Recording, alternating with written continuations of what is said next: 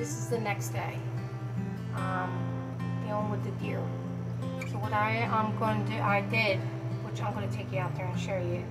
I went out all day yesterday and did what I could.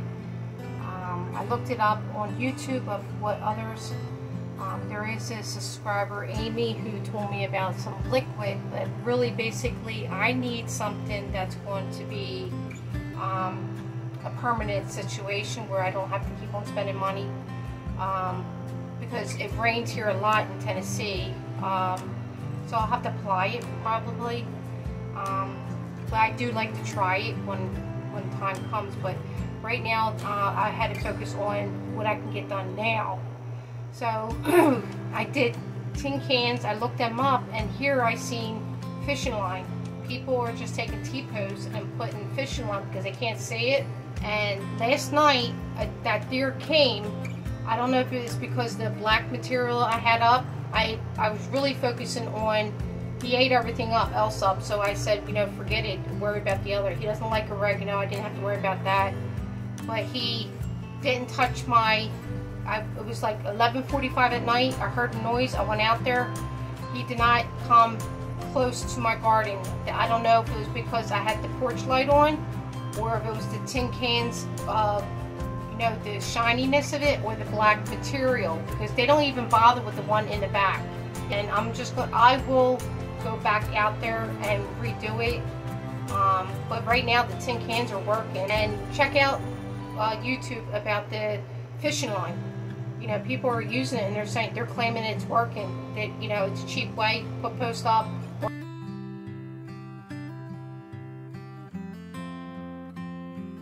What is going on, everyone? Welcome to another very exciting episode right here on the MLGARDENER channel. Today I have a super exciting episode planned for you guys because one of the most common questions we get is, Luke, how do you keep deer out of your garden? This is a common question because I think a lot of people battle these deer that come into their garden and treat their garden like just a living salad bar. So what we want to do is we want to keep deer out of the garden so we can coexist peacefully. Now, in years past, if you don't know where we're at, obviously, here's some context, we're at the cottage garden. In years past, we had plants that were filling up the entire garden space. Not only did we plant in raised beds, but we planted pretty much any space available with plants. This caused the deer to have a hard time to jump in because deer won't jump into a space that they can't feel comfortable jumping out of. So the first way to keep deer out of your garden space is by simply planting it full with plants. Now, the issue is that it takes some time to get those plants fully mature and growing and large to where your whole garden space is filled up. A lot of times the deer will come in and take advantage of your young seedlings. So a lot of people, they resort to scarecrows, pie tins, and you'll find that even things that are supposed to scare deer only scare deer for so long. You can use a lot of different contraptions that only work for about a week, because as soon as the deer realize that they're not going to be harmed by whatever that is, they don't even bat an eye at it anymore.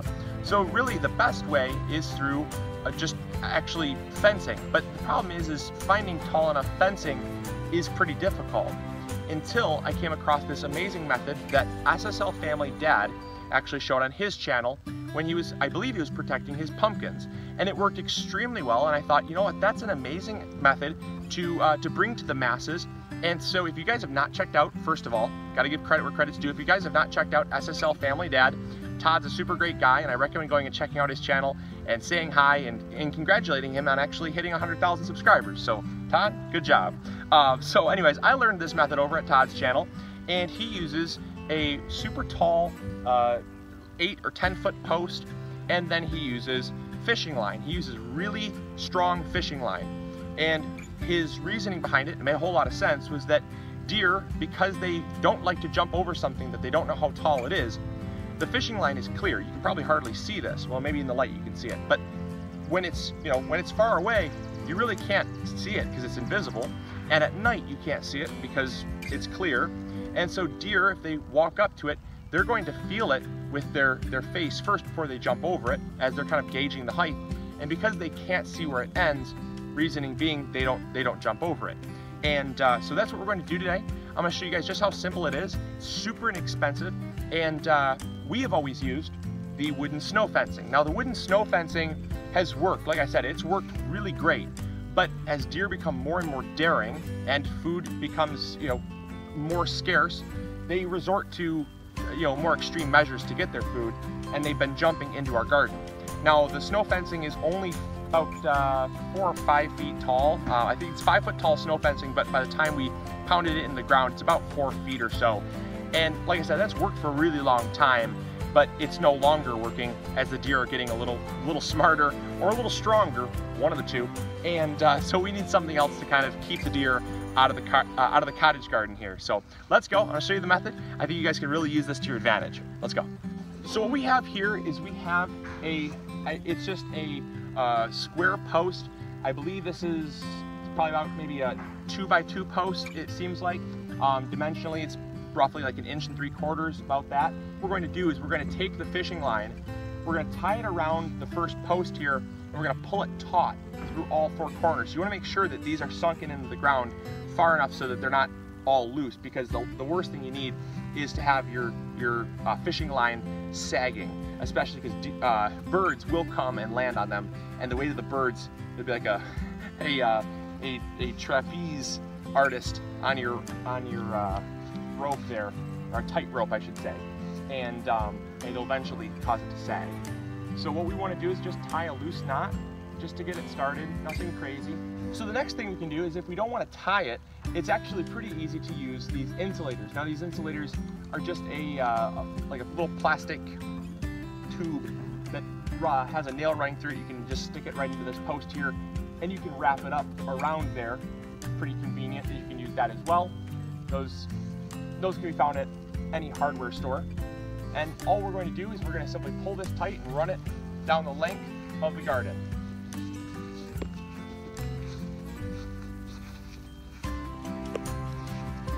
We have another post here, and all we're going to do is just wrap it. We don't even need to tie it, just wrap it. And the nice thing is that the thicker the stronger the fishing line, I should say, the more pounds of test that it has. Fishing line is rated in pounds of test. This is 25-pound test. The stronger it is, it'll actually begin cutting into the soft pine of the posts. So it kind of secures itself so it doesn't slide. Just keep going down.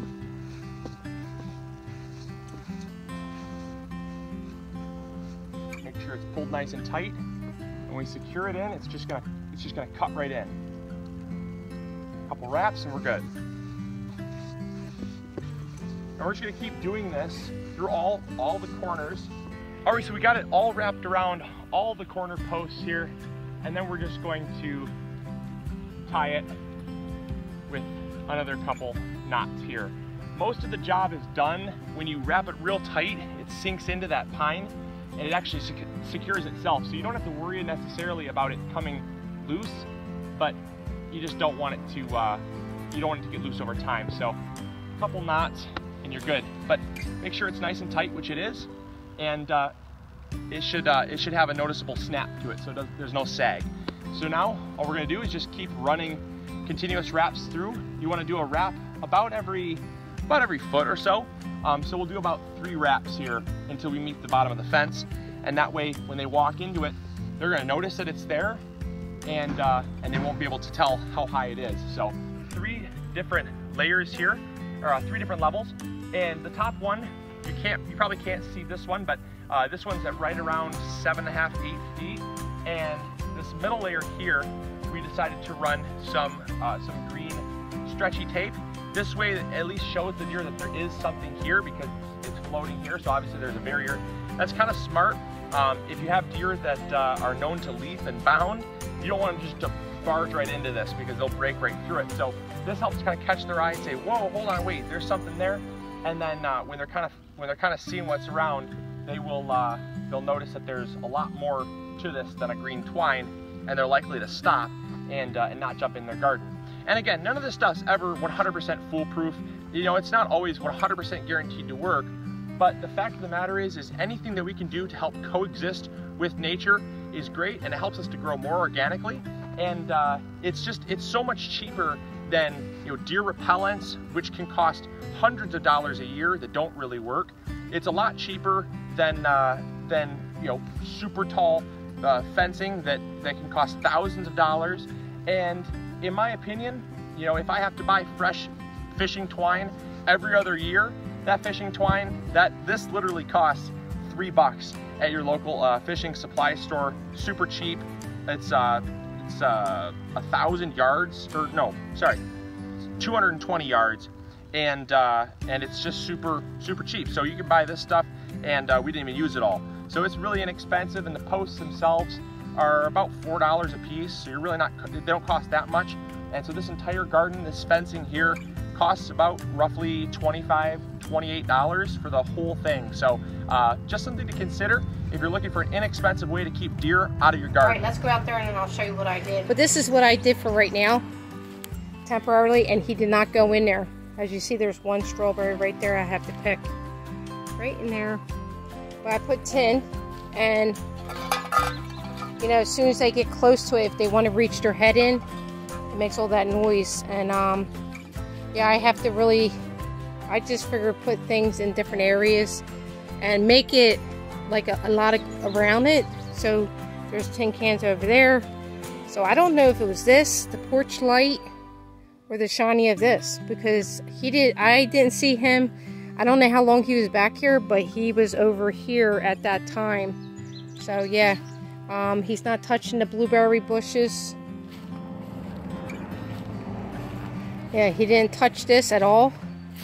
I put this here. I mean, he ate everything, so I don't know if my loofah or my grapes are working out. Nothing's showing. It did say about a month, but I bought them online, so you take chances, or I did something. I mean, I did everything, and then an animal came in, so they could have got scooted somewheres in a different area. But yeah, this is all right for right now, but I'm gonna have to redo it because.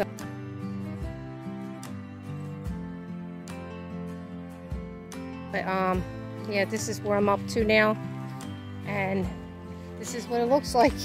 I hate to have it like this, but we're gonna have to put something permanent, and I have a feeling I either do the fishing line because they can't see it when they run into it, and that's something cheap. I'm thinking about just leaving the fence up and then just put fishing line up to their chests, you know what I mean, onto these, because it'll be really easy on these stakes. So alright, well, I thought to share with you, this is what I've been up to, and thanks for people commenting saying keep my head up and, you know, push through. Sometimes you need that, and if it wasn't for Patera with hers and everybody commenting, the few that does comment, who pushes me, you know, to the next level.